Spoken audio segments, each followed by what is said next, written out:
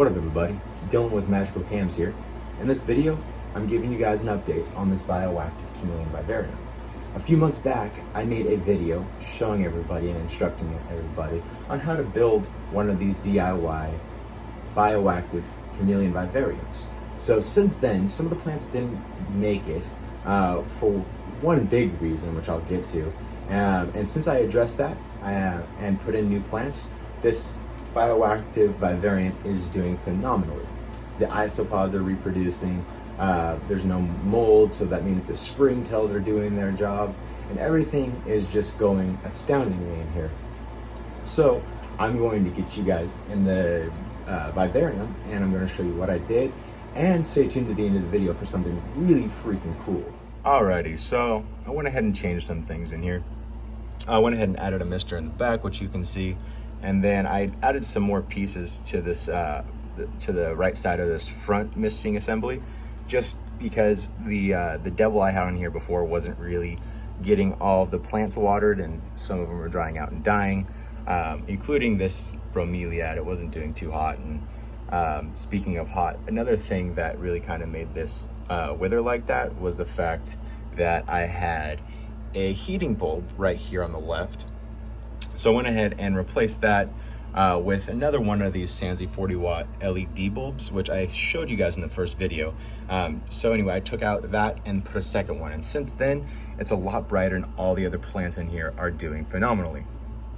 So going back to the plants, I went ahead and changed out a lot of them.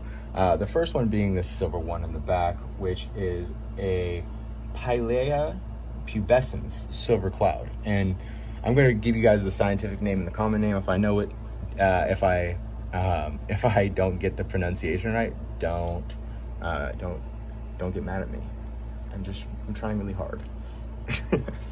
Anyway, so change that guy, and then on the right over here, this is a Photonia pink vein. I believe the scientific name is Photonia albivenus. All you need to know is Photonia pink vein. Okay, so the next one down here is a black anthurium. So a lot of these anthuriums are have red flowers. This one has black flowers. You can see one of the ones back in the middle of the screen over there. I chose black because, if you didn't already know, I like the color black. So I didn't really find it necessary for red, and I thought it was cool, and I've never seen a black one before, or at least on a rare occasion. So that's the scoop on that. So then I went ahead and moved one of these bromeliads down here. One of them was in a different area, so I just moved him down and put him in this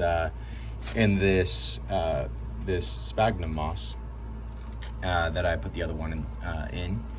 And then going over to the left in the back right here, let's see if I can get the camera around it. This is an arrow plant. So this is Syngonium podophyllum. And if I can get a good angle on it, there you go. So I liked that there because it kind of fills in that space, that corner, kind of gives a good hiding space for any sort of chameleon I might want to keep in here in the future. Then I had a Madagascar vanilla bean plant here, but it did not work out. It was either Madagascar or a Mexican one. I'm not sure, but either way, it didn't work out. So I just let this Ficus Panama do its thing, and it's really grown a lot. It's actually growing pretty slow. I don't know if that's me, but it's growing, and my plan is for it to grow up this wall right here, this fern wall. So then the next thing I added in here was this vining plant next to the Ficus Panama, which is kind of hard to see. It's this guy right here, this variegated small-leafed vine, and that is a variegated wandering Jew. So that's Transcantia fluminensis variegata. Yeah, that. Cool. And let me just say, I'm giving the scientific name so that if you guys want to Google them and get the exact plant, it's not confusing with plants that may have the same common name. Anyway, and then I went ahead and added a Dracena in here. This is I believe this is a lemon lime Dracaena, which is called Dracaena fragrans. Yeah. Anyway, so the reason for this is I had it laying around and I really liked the height on it, and it kind of, once it grows in, it's not going to be super bushy like, I was thinking of doing like an umbrella plant or Schefflera, some people know it by, and that was just so dense. Like, it would have worked well, but, for like hiding in and everything like that, but it would have created a lot of shade and affected a lot of the plants down here. The next thing right here, this is a Polonia Pultra watermelon. So this is a trailing plant. So once this gets established or completely established, it will start covering the ground in here and looking really pretty. So in the back, let's see, added a parlor palm. I'm not sure if it's going to work back there, but my idea is that once it kind of gets a little bigger and fills in that space, I can keep it trimmed, and it will act as a good place for, chameleons or whatever other reptile to go and hide in. So most people know what parlor palm is, but that is a Chamaedorea elegans. Maybe I got that one right. Anyway, so then the last thing was that the big issue with the lights not being right was that this, what is this? This is a creeping fig. Yeah, it's that. So this creeping fig in the back was not doing well. So I went ahead and changed the lights and replanted one, and it's grown a lot. So I'm really hoping that this is going to cover that wall and maybe come up on this side and use this fern panel, which I originally planned for a Ficus Panama to grow up before it died over here, where I have this Anthurium planted. So we'll see how that works. Don't know if this was in the last video, but I put a heart leaf philodendron at the top instead of that pothos, just because the pothos was so bulky. It kind of was just covering a lot of that light. Other than that, I moved around some things, like the cryptanthus is still back there, and there was a pilea in here, like a teardrop pilea or something, and it was doing well, and then I think once I moved around everything in here, it just got pissed off and decided to, go bye-bye. So when I say moving around, what I did was I created different substrate layers. So this front is a lot shallower than it used to be, and then I raised it up in the back to kind of give it more depth. I saw in another video somebody was doing that and it looked really good, so I did that, and I can also say that it looks really good, or at least I'm happy with it. If you don't like it, then go away from this video and go watch something else. So yeah, anyway, that's pretty much it. Everything else is doing well, and you know what? It is time. And what time is it, you might be asking? It is time for chameleon! So this guy is a Boehm's chameleon. I believe the scientific name is Kinyongia boehmii. So, here we go. Getting this tape off. So, for those that don't know, this is, some people say it's a submontane species, so which is not quite a montane species like a Jackson's. Some people say it's montane. I'm gonna treat it like it's a montane, which is why I'm giving it this enclosure, and it's gonna change the husbandry as well. So I know I do a lot of panther chameleons, and this is gonna be a little bit different speed. They come from Kenya at about, I think, 2,000 meters, which is like 4,000 or something. I don't know the math, above sea level, feet above sea level. Whereas like panther chameleons come from like 40 something feet above sea level,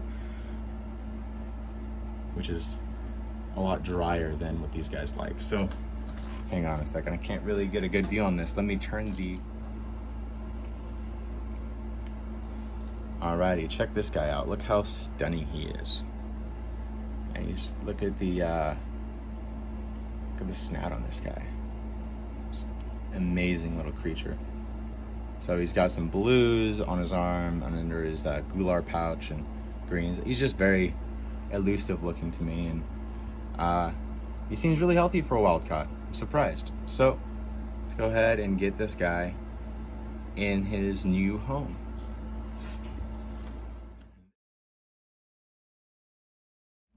All right, buddy. Let me see if I can get a better camera angle here.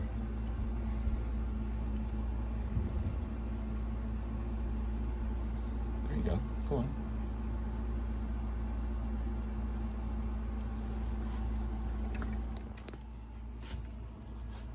Look at you. You're a beautiful, handsome boy in your new home. It's not quite Kenya, but should probably get you some food. You're probably hungry and thirsty. We'll give you a good misting.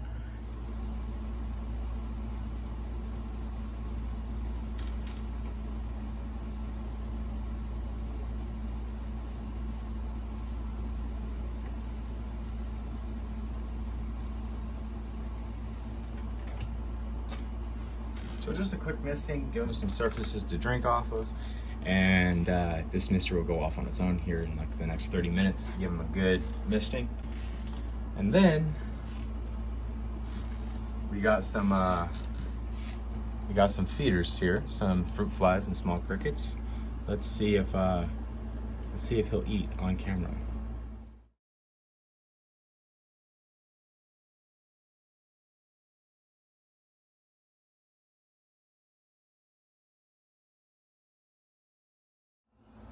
So since I'm keeping this guy as a montane species, I have one of these. This is a fogger. This goes on at night. Creates a lot of humidity within this cage. I recommend that if y'all get a fogger like this, get one that, let's see if I can get this with one hand, that opens up at the top so you can clean the reservoir properly. A lot of the ones like online or on Amazon only have like a small little opening, and it's really hard to clean the inside and get off any residue that's on the fogger. And since I am keeping this as a montane species, I got this, I think it's called like an Arctic Air. What this does is it's a little fan, it's like a little personal fan, and then the top opens right here, and I put in ice water, and then it blows really cool air into this terrarium at night when the fogger's going off. Helps to distribute that fog as well. And then those working in correlation with each other help create a really cool environment at night. I believe last night it got as low as 61 in here, which is great. And that's another reason that having a glass terrarium is extraordinarily useful, especially while I'm keeping panthers. The ambient temperatures and humidity are a little different. So this is a very controlled environment that I've got here. So aside from that, something else I didn't mention when I was talking about the lights earlier, since I was trying to keep this chameleon a surprise part of the video, is that another reason that I replaced the heat bulb with another one of these Sansi LEDs was because they do generate a little bit of heat, and with a montane species or even just a smaller chameleon, you don't want a lot of heat. So like I was saying, these do generate a little bit of heat, and this basking spot is about 80 degrees, and I'm not just pumping a lot of heat in here. This guy likes it cool, and I'm trying to keep it that way for him.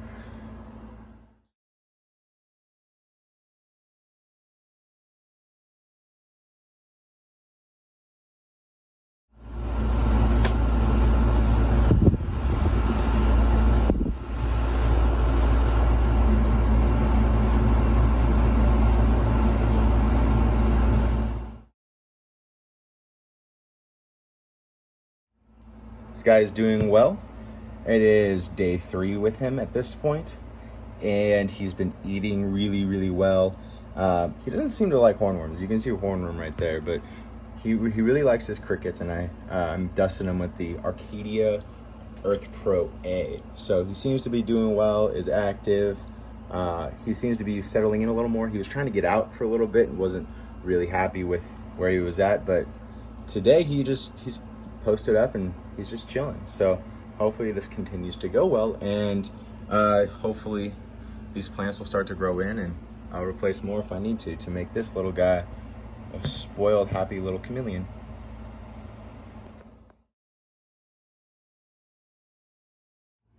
All right, so it's day 4. This guy is settling in really nicely. At first, he was hanging out in the front right here and, you know, kind of scaling the walls on either side and just kind of hanging out near the front. And I think it was because he was spooked by all the hiding spots in the back. But now he seems to really explore it. I have noticed he likes to sleep here and here up against the glass at night because the glass is what's the coldest. And other than that, he's just acclimating really well and very active and really just being a phenomenal little chameleon. I do notice he doesn't bask very much, so I'm glad I didn't put a heat bulb in there. So if you have any questions about this enclosure or maybe some plants or you know what I'm doing in here that you like, or you have any questions about this guy or any suggestions for a magical name, go ahead and reach out to me. I'm Dylan. Go ahead and reach out via Instagram. That's at magicalcams. And then on Facebook, it's facebook.com/magicalcams. Email is magicalcams@gmail.com. And don't forget to like this video and subscribe to the channel. Thanks for watching.